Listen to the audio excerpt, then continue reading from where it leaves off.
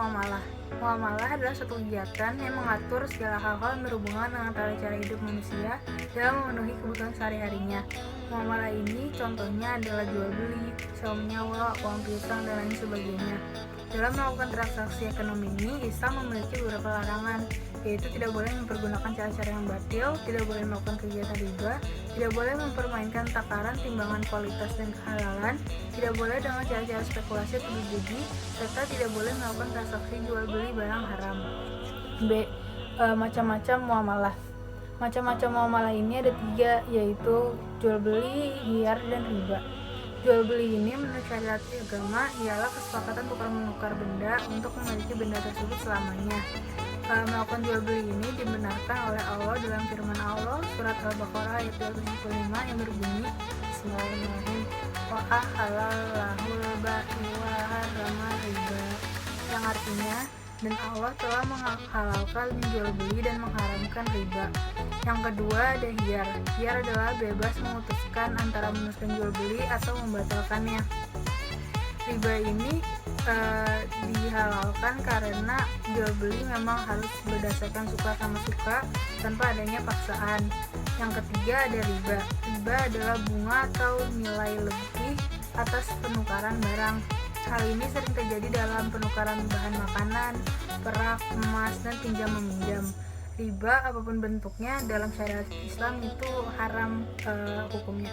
Baik, tadi sudah dijelaskan mengenai apa itu riba. Riba itu kan nilai bunga uang atau nilai lebih atas penukaran sebuah barang. Nah, selanjutnya ada apa aja sih macam-macam riba itu? Yang pertama itu ada riba fadli, terus ada riba qardi, ada riba yadi, dan riba nasi'ah. Nah, untuk riba fadli ini itu biasanya untuk pertukaran barang yang sejenis yang tidak sama seimbangnya. Kalau riba qardi itu maksudnya peminjam dengan yang meminjam itu dengan syarat harus memberi kelebihan saat mengembalikannya. Contoh ketika dia kemarin minjam 100.000, maka dia akan kembalikan sekitar 150.000 sesuai dengan kesepakatan. Terus ada riba yadi. Riba yadi itu sejenis jual beli barang yang sama timbangannya. Ini juga biasa disebut dengan barter kalau tidak salah. Terus ada riba nasi'ah. Itu jual beli dengan penyerahan barang beberapa waktu kemudian. Baik, selanjutnya kita akan bahas mengenai utang piutang. Apa sih itu sebenarnya utang piutang? Mungkin ini tidak mungkin maksudnya sudah familiar ya akan apa itu sebenarnya utang piutang gitu. Nah, utang piutang itu sebenarnya menyerahkan harta dan benda kepada seseorang dengan catatan dikembalikan pada waktu kemudian. Tentu saja barang yang kita pinjam atau orang yang meminjamkan barang itu tidak mengubah keadaannya. Misalkan kita meminjam uang 100.000, di kemudian hari kita harus melunasinya juga 100.000. Terus memberi utang kepada seseorang itu termasuknya kita menolong dan sangat dianjurkan oleh agama kita, yaitu agama Islam. Nah, di dalam utang piutang ini ada beberapa rukun dalam utang piutang, yaitu ada 3. Yang pertama itu yang berpiutang dan yang berutang. Kemudian ada harta atau barang. Kemudian yang ketiga ada lafaz kesepakatan. Apa sih maksudnya dari lafaz kesepakatan itu? Jadi misalnya lafaznya itu seperti ini. Saya utangkan ini kepadamu. Yang berutang menjawab, ya saya utang dulu beberapa hari lagi. Terus habis itu sebutkan dengan jelas kapannya. Terus atau jika sudah punya akan saya lunasi. Seperti itu. Sewa menyewa. Sewa menyewa dalam fikih Islam disebut dengan ijarah. Ijarah ini adalah imbalan yang harus diterima oleh seseorang atas jasa yang telah diberikannya. Jasa di sini bisa berupa tenaga, pikiran, tempat tinggal maupun hewan. Dasar hukum ijarah ini ada di firman Allah surat At-Talaq pada ayat 6 yang berbunyi Bismillahirrahmanirrahim. Fa in ardana lakum fa'artuhunna ujurahun, yang artinya kemudian jika mereka menyusukan anak-anakmu maka berikanlah imbalannya kepada mereka. Syarat dan rukun sewa menyewa. Syarat dan rukun sewa menyewa ini ada banyak. Contohnya yang pertama, yang menyewakan dan yang menyewa harus balik dan berakal sehat. Sewa menyewa dilangsungkan atas kemauan masing-masing, bukan karena paksa. Yang ketiga, barang tersebut menjadi hak sepenuhnya orang-orang yang menyewakan atau walinya. Yang keempat, ditentukan barangnya serta keadaan dan sifat-sifatnya. Yang kelima, manfaat yang akan diambil dari barang tersebut harus diketahui oleh kedua belah pihak. Yang keenam, berapa lama memanfaatkan barang tersebut harus disebutkan dengan jelas. Yang ketujuh, seharga sewa dan cara pembayarannya juga harus ditentukan dengan jelas serta disepakati bersama. Sekarang saya akan membahas tentang syirkah.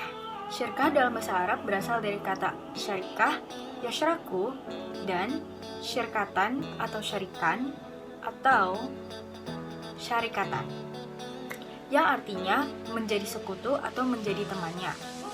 Nah, menurut bahasa Arab atau etimologis, artinya adalah bercampur. Menurut istilah, syirkah adalah suatu akad yang dilakukan oleh dua pihak atau lebih yang bersepakat untuk melakukan suatu usaha dengan tujuan memperoleh keuntungan. Syirkah juga ada ketentuannya loh. Nah, hukum syirkah adalah jaiz atau mubah. Selain hukum syirkah, ada juga nih rukun-rukun syirkah. Secara garis besar ada 3 rukun syirkah. Yang pertama adalah kedua belah pihak harus memiliki kecakapan dan melakukan tasyaruf. Yang kedua adalah objek akad harus mencakupi pekerjaan dan modal. Yang ketiga adalah harus melakukan tasyaruf, yaitu adanya kegiatan atau aktivitas yang berupa pengelolaan. Ada juga nih namanya syarat-syarat syirkah.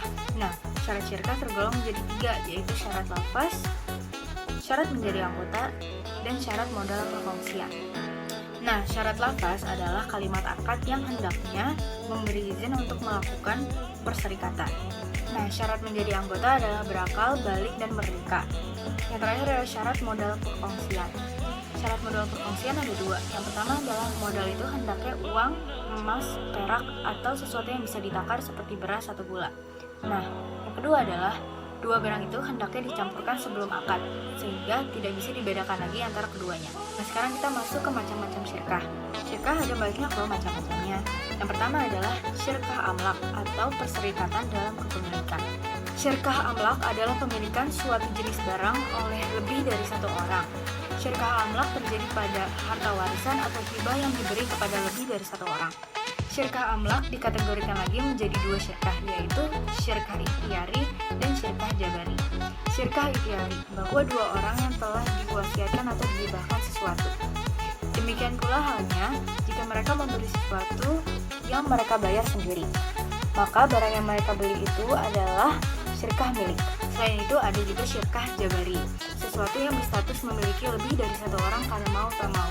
Misalnya adalah harta warisan yang tidak ada usaha dari pemilik, barangnya menjadi mereka berdua. Baik, tadi sudah dijelaskan mengenai macam-macam syirkah. Yang pertama itu ada syirkah amlak atau perserikatan dalam kepemilikan. Kemudian itu ada syirkah ukut. Syirkah ukut itu maksudnya bahwa 2 orang atau lebih melakukan akad untuk bergabung dalam suatu kepentingan, harta dan hasilnya berupa keuntungan. Nah, macam-macam syirkah ukut ini ada syirkah inan, ada syirkah abdan, terus ada syirkah wujuh, terus juga ada syirkah mufwadah, terus ada syirkah mudarabah.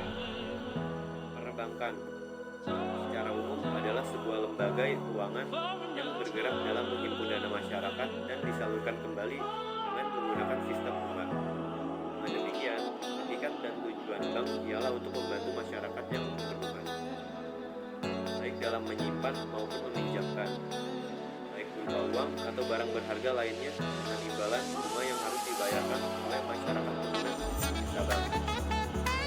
Dilihat dari segi penerapan bunganya dapat dikelompokkan menjadi 2, yaitu yang pertama adalah bank konvensional. Konvensional mempunyai isu utama yaitu menghimpun dana untuk disalurkan pada yang memerlukan, baik perorangan maupun badan usaha, guna mengembangkan usahanya dengan menggunakan sistem bunga. Yang kedua adalah Islam atau bank syariah. Islam atau bank syariah ialah bank yang menjalankan operasinya menurut syariat Islam. Sifat bunga yang ada pada bank konvensional tidak ada dalam bank Islam. Bank syariah menggunakan beberapa cara yang bersih dari riba. Misalnya, yang pertama adalah mudharabah, yaitu kerjasama antara pemilik modal dan pelaku usaha dengan perjanjian bagi hasil dan sama-sama menanggung kerugian dengan persentase sesuai dengan perjanjian. Yang kedua adalah musyarakah, yakni kerjasama antara pihak bank dan pengusaha di mana masing-masing sama-sama memiliki saham. Ketiga adalah wadiyah, yaitu jasa penitipan uang, barang, deposito maupun surat berharga. Yang keempat adalah qardul hasan, yaitu pembiayaan lunak yang diberikan kepada nasabah yang baik dalam keadaan darurat. Yang kelima adalah murabahah, yaitu suatu istilah dalam fikih Islam yang menggambarkan suatu jenis penjualan di mana penjual akan membeli untuk menyediakan suatu produk dengan ditambahkan jumlah keuntungan tertentu di atas biaya. Kali ini saya Raffi Abdillah akan menjelaskan tentang bagian asuransi syariah. Asuransi berasal dari bahasa Belanda, asuransi yang artinya pertanggungan. Dalam bahasa Arab dikenal dengan al-tam yang berarti pertanggungan, perlindungan dari ketenangan dan rasa takut, atau si penanggung yang disebut mu'amin, dan tertanggung gesur atau disebut dalam bahasa Arab musta'min. Dalam bagian Islam, asuransi merupakan bagian dari muamalah. Pada umumnya, ulama berpendapat asuransi yang berdasarkan syariah diperbolehkan dan asuransi konvensional haram hukumnya. Banyak pula hadis Rasulullah yang memerintahkan umat Islam untuk melindungi saudaranya dalam menghadapi kesusahan. Berdasarkan ayat Al-Quran dan riwayat hadis dapat dipahami bahwa musibah atau risiko kerugian akibat wajib ditanggung bersama. Bukan setiap individu menanggungnya sendiri-sendiri dan tidak pula dialihkan ke pihak lain. Prinsip inilah yang digunakan dalam esensi dari asuransi syariah. Perbedaan asuransi syariah dan konvensional. Sebenarnya perbedaan ini udah jelas banget ya secara konvensional dan prinsipnya itu. Kalau contohnya gini, seorang membayar sejumlah premi untuk mengalihkan risiko yang tidak mampu dia pikul pada perusahaan asuransi. Dengan kata lain, telah terjadi jual beli atas risiko kerugian itu, dan ini juga belum pasti terjadi. Disinilah cacat perjanjian asuransi konvensional, sebab akad dalam Islam mensyaratkan adanya sesuatu yang bersifat pasti dalam bentuk barang atau jasa atau apapun itu. Kalau asuransi konvensional juga dananya juga hangus ya, peserta tidak dapat melanjutkan pembayaran premi ketika ingin mengundurkan diri dan sebelum fase detail. Dalam konsep asuransi syariah, mekanisme tidak mengenal dana hangus. Peserta yang baru masuk sekalipun lantas karena satu hal dan lain hal ingin mengundurkan diri, dana atau premi sebelumnya sudah dapat dibayarkan dapat diambil kembali kecuali sebagian kecil yang saja disediakan untuk dana baru atau sumbangan. Kaum muslimin dengan terlibat dalam asuransi syariah ini sebenarnya itu bisa jadi alternatif perlindungan dan sesuai hukum Islam. Produk ini juga bisa menjadi pilihan bagi pemalu-agama lain yang mana konsep syariah lebih adil dibanding menggunakan konsep universal dalam asuransi konvensional.